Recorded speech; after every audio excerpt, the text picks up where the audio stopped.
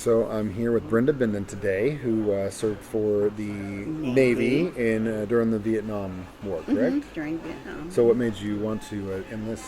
Well, I guess because I was raised a Navy brat, Yeah, it's usually the story. and you just get used to that moving every 3 or 4 years and meeting new people and just it's a whole nother family. It's your military family. Yeah. You have your military family and you have your regular family, And we didn't get to go home that often, When Dad did, we do 30 days because we would have to visit everybody, in that short period of time. And so I enjoyed it. The only thing was my dad was in the air. He was a pilot. Now, he was one of the last enlisted pilots there were. He was training at the end of the war. Okay. I have pictures of him where he was actually standing by his biplane. It was the old wooden and canvas plane. Wow. That's what they taught them in down in San Diego. That's where I was born. And then he was home. He was never gone for months at a time. Now my husband was. He was on carriers, so they were gone to 6 to 8 months, especially during Vietnam. Yeah. My best friend's in the Navy, same deal. Yep. Yeah. Now submariners are gone for 3 months, and then they're back for 3 months. Yeah. But the thing of it is, you don't have any correspondence with them during that 3 months. Yep. You don't hear anything. Nope. So you never know. Yeah. But so I've been around, Navy wives and all that and that. But when we got out, well, he got out, but I got out too. It was so funny because you lost that camaraderie. You don't have when you go back to the home place. These people have no clue usually because they've been the same place. They went to kindergarten together and they graduated together. Yep. Now my grandsons have had that opportunity. Yeah. But they both had asthma, so they're not going to get to go in, and it's a real shame because I think they would have both been really good officers. Yeah. It's a shame because they had college degrees and everything, but they didn't get to go in. Is there any opportunities for them? I guess you have to clear that physical though, no matter what. Even if you were going to like more of a technical side. See, the thing of it is, Nick's a teacher now, PE and wrestling, which he's an All-American, 3 years in a row. That's crazy. And he's actually wrestling when he goes with the kids to their matches, different places. They'll have matches for the teachers, afterwards to see how the old guys can do. And he's winning like crazy yet. That's awesome. I mean, Well, that is, man, that's such a shame. But he's got that attitude, well, I can do it. Tell me no, and I'll make me want to do it more. That's exactly how I am. And my other grandson, he's working for Microsoft now. Wow. And for incredible. 2 or 3 years, he was on the road with his first company, so he's now working with Microsoft. Wow. Took a little less pay, but now he's making more. Yeah. So that's incredible. You can't argue with that when you got 2 grandkids that are doing well. Yeah, that's well. So I guess things happen for a reason sometimes. Well, I think a lot of it is because the kids were military.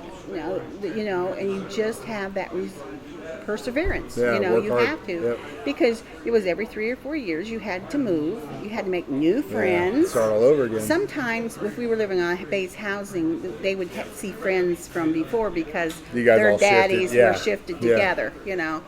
And so then they would have, this so-and-so friend.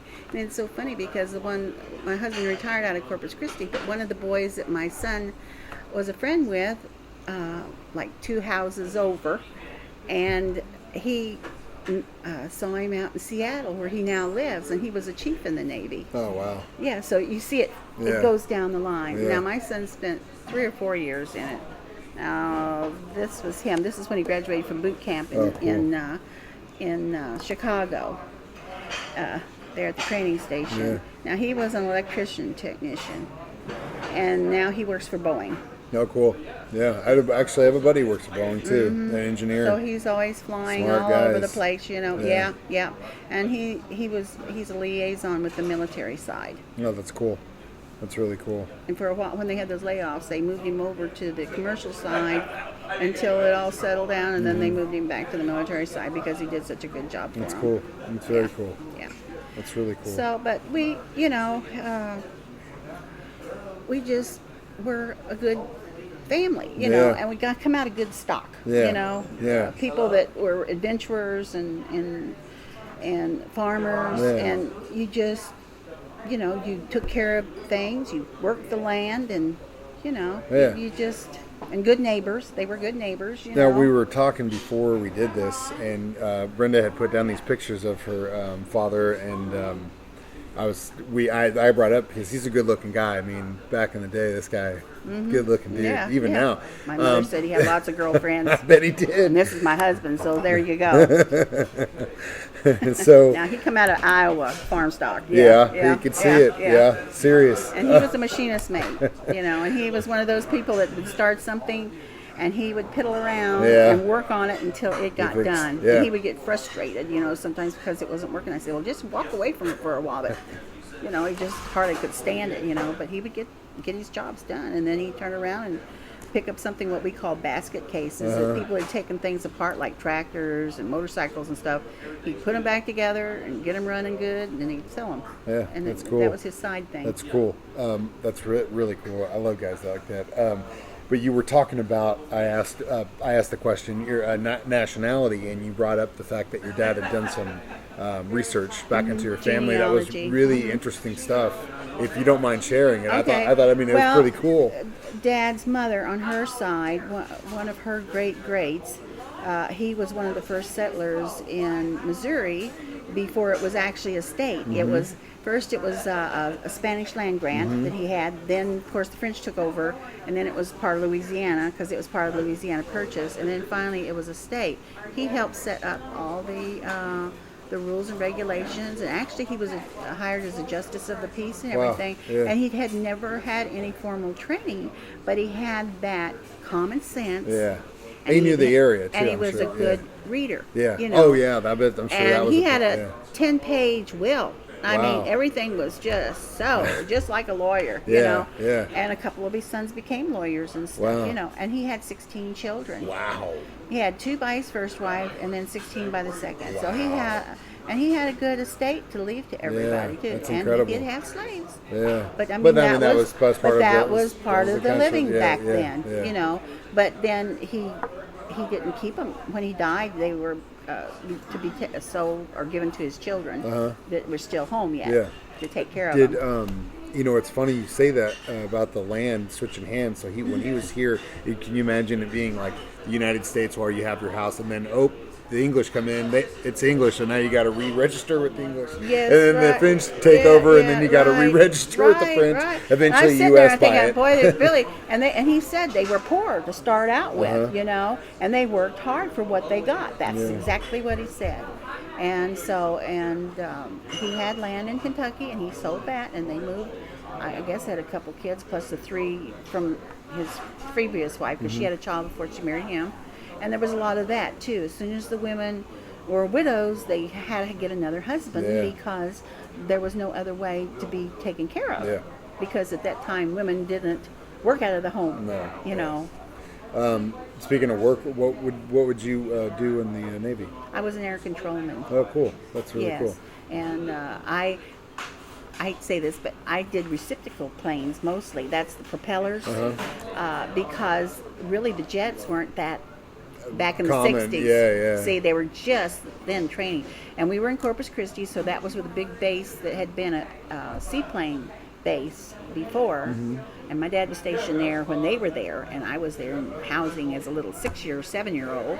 And then there was a turnaround, and then they had all the hangars were still huge for these great big seaplanes, see, but they went to what they call the Stoops, and that was the S2s. They were the little white planes, the typical.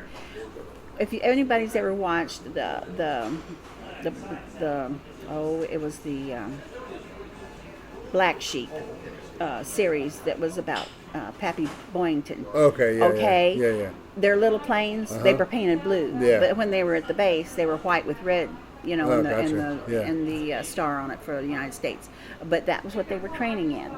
So then they would get in there in their planes in the evening, and then they would go on this what they called a round robin, and they had to hit all these marks. You know, they'd be an ILS, which is a signal tower, and they'd have to bounce off of that one, and then go another little farther. They'd go over Houston, and then they would come back, and then come down, come back home. And they were training to go to Vietnam. Yeah. Okay, so then every couple months we have the Lexington came in off the shore, off there off Corpus Christi, and then we had Navy Kingsville and Navy Chase, which was the bases that had the jets, and then all of them would take their turns during the week on carrier landings. And I don't care what people say, the Navy pilots are the best pilots because there's the only ones that land on a rocking boat. Now it always looks smooth from the pictures that they do, you know. But that thing, it's still moving like this all the time, and especially in the wind and everything out there. Now, when my best friend's in the Navy. He's a pilot, helicopter pilot right now in Japan, and I will have to tell him that you said that. Yeah, but they are the best pilots. They are. Awesome. And I mean, you know, and I used to be able to tell when they'd come back if they landed too hard, they would send them to us because we were closer. Our base was closer. The jets, especially, if they damaged a wheel or something, and I could tell just by the way they sounded before even the horn went off that we were going to have an emergency. And I was walking in there to turn that thing off because it was loud. Yeah. And so they would foam the runway and then they'd land, you know, because they had whacked their tire over to the side or something. And but it was always interesting, you know. And we had 2 10-hour days. We were off 2 days, well, 2.5 days, and then we would go to work 4 to 6 the next morning. That we had 14-hour midnight watches. So there was a lot of planes that went out, and you're talking to the tower, you're talking to the other bases, you know, that they're going, and you're telling them that they're coming around, you know. So it's very interesting. I mean, I've had a neat life, and we've traveled all over. I spent 3 years in Puerto Rico. I've had 2 children. Was that gorgeous? Puerto Rico, Well, did you like it? Yeah, but you know what? It's a commonwealth of the United States, but they're very anti-American. Oh, they down are. there. I didn't know that. Yes. You'll see Yankee go home. Yeah. And it's spelled Y, you know, and QUI, you know. But they have this on the walls and all this. So, I mean, basically the people were friendly, but you always got the radicals. But they didn't want to be controlled. They didn't want to be didn't controlled. want us there. Yeah. But then you had the Navy base, Roosevelt Roads on one side, and then you had the Air Force base on the other side of the island. So most of the people had some family member working there at the base doing something. Yeah. So that was what was keeping them going. Yeah, because you could go like 20 miles up and out on the thing, and they would be in those little tin shacks, you know, with no air conditioning, no, you know, just a little door, no door, wooden door or anything in front of it, just open like you see in these sub-countries. That's the way they live back up in there. Yeah, that's crazy. Yeah, but I mean, you know, you learn, you got to adapt. Yeah. And then when Daddy was in, we were in Japan for 3 years, so we did a lot of stuff there. During the... That was right after the war. Oh, wow. They were still wearing their clothing. Wow. The little tabis with the toe and the covering. That's incredible, because that was a huge time of transition for Japan compared to I was, being 9 an years old. imperialistic country to arguably one of the, like, as far as capitalism goes, now it's capitalism at its truest form. Yes. It's crazy. It is. And you didn't see any Western clothes on anybody. Oh, yeah. That's incredible. No. What a time. Do you remember anything about it? Oh, well, we didn't get off the base too much. We kind of lived in Japanese housing when we first got there until we got housing in the regular one. Dad was stationed at Sugi at that time. That was where the base was. But we lived in the Yokohama Army housing. So you had the two-story. There were some 2 stories and some that was like 4 families, and then you had just the 1 story, and they were 2 families. You know, they kind of jumbled through there. You know, and we were right up against the seawall, and we were there for a typhoon. And then the water was hitting the other side of the building because we were out toward the street side. So they were getting the seawater on the side of their house. And then when we were stationed in Pensacola, while he was going to helicopter training, we had another hurricane. That was on the Gulf. So every time I go someplace on the water, I hit. And then when I was down in Charleston, we had Hugo. Yeah, so I mean, wow. I've had, you know, I've been through a lot of those things. I'm never going to the beach with you. I'm sorry. And everybody says, "Oh, we got to go to the beach." You know, I'm like, no, we're not taking. No, Brenda's staying and I home. vacuumed enough sand, you know, to fill a sandbox in all my adventures. You know, the kids traveling and all around and everything. But most of the time, you know, it's been he gives me the papers, his ship leaves, and then I do the move by myself. That's the way it was. Yeah. You know. So it was, and I never really realized it, but I was really a single mom.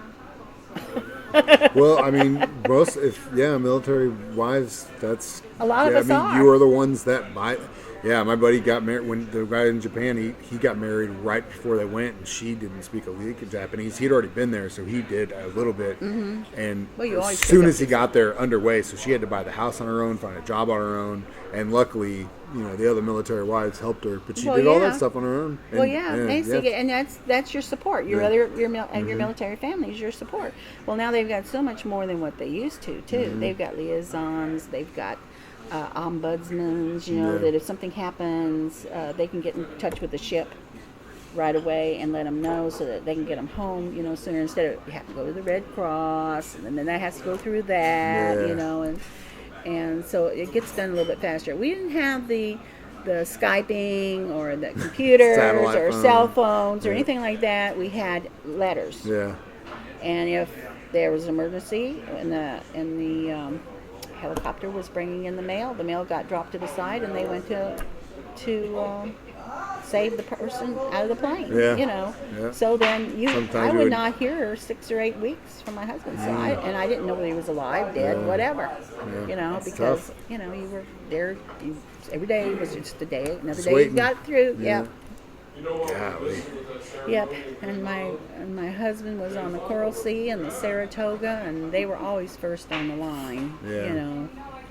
And the last ship he got, it was a tender, what they called a tender, and they were on there, and they just made parts for the ships that had problems, and they make their parts for them, and then they would get them over there and put them on there for them.